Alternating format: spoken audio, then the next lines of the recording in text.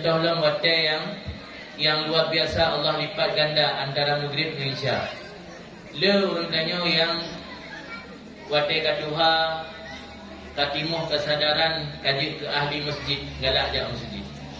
Tapi yang sangat dah sayang bak geprehensya getim duk di luar gepi rokok.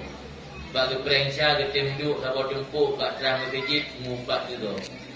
Padahal dah memanfaatkan antara isya dan maghrib 2 rakaat mendana semayang. Ulam nyotok 20 rakaat dengan semayang awabin 2 rakaat mendana semayang bawatnya sama dengan ibadat 12 tahun. Tapi semayang antara maghrib dengan isya, nyotok semayang podi kurung podi blok, sama ada lagi ibadat 12 tahun. Khusus di antara maghrib dengan isya. Tapi karena kurang ilmu, kita dah lanjut. Kemudian boleh kurkuh orang kapan. Ini jak bang ibu yang tadi. Pada umroh na yang pada gepreh isya, yang gepreh dalam keadaan berzikir dan sembahyang. Nah kenana. Tapi yang dia dua tra tandang dan isya, nang orang mulai gepreh isya tadi. Tapi cara preh ni, duduk urau batra, berapa urau ini. Jadi kan diisi dengan ibadah. Yang harus kita pahami. Benar ilmu berhukum, kita dapat selah tu. Sehingga kita yang masa muda hanala kesempatan untuk beramal, dia tak tutupi waktu masa tua. Cara tak tutupi, tak manfaatkan kesempatan-kesempatan yang Allah guru pahala dalam waktunya. Sama guru muka sih. Ada belum ada toko. Tapi gayaan gu jaga pajan orang pekan. Saya kalau minggu jaga buku, rolain ke misam, rolain dalam jaga buku, rola. Jadi memanfaatkan bak urau-urau pekan yang ramai urip, padanya ngemekat, merupakan pada sama lagi urun ada kos. Tapi menyatanya hana ada manfaatkan hana cara mak minta lah pak, hana cara mak minta broken keuntungan kan ada yang tak kok kan. Dekat kok 2 malam, saya urun gaji. Ada urau ramai urun, datuk dia, urau raya datuk dia. Urang muka datuk dia. Yang muka alat, urang muka datuk.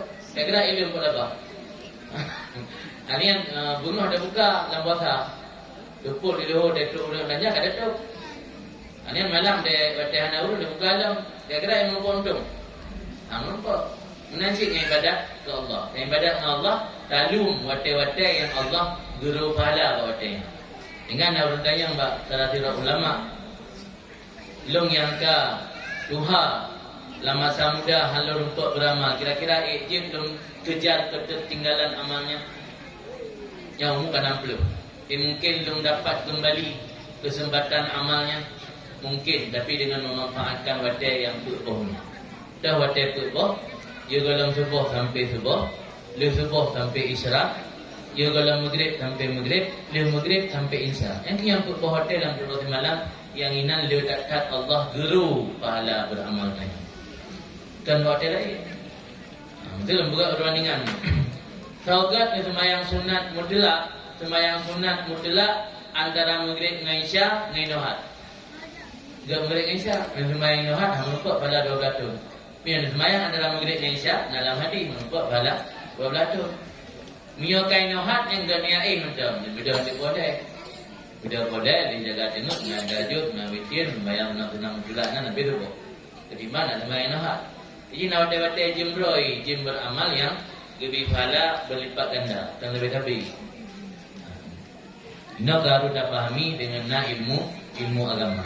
Maka penting duit supaya amalan kitanya amalan hanala tapi Allah lebih ganjaran yang luar biasa.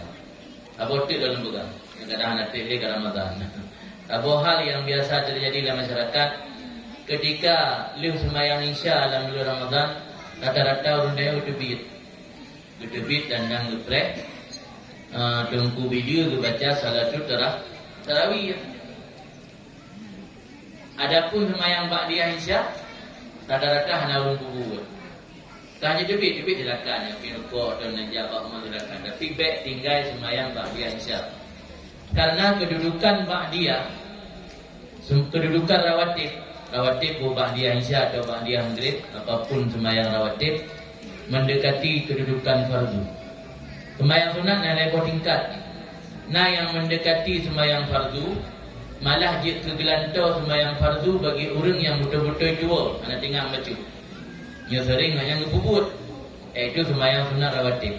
Sunat rawatib na ba'diyah, na qabliyah.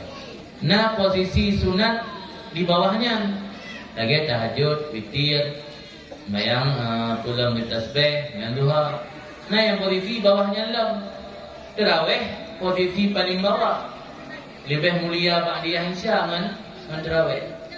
Malah lebih mulia witir dengan tarawih.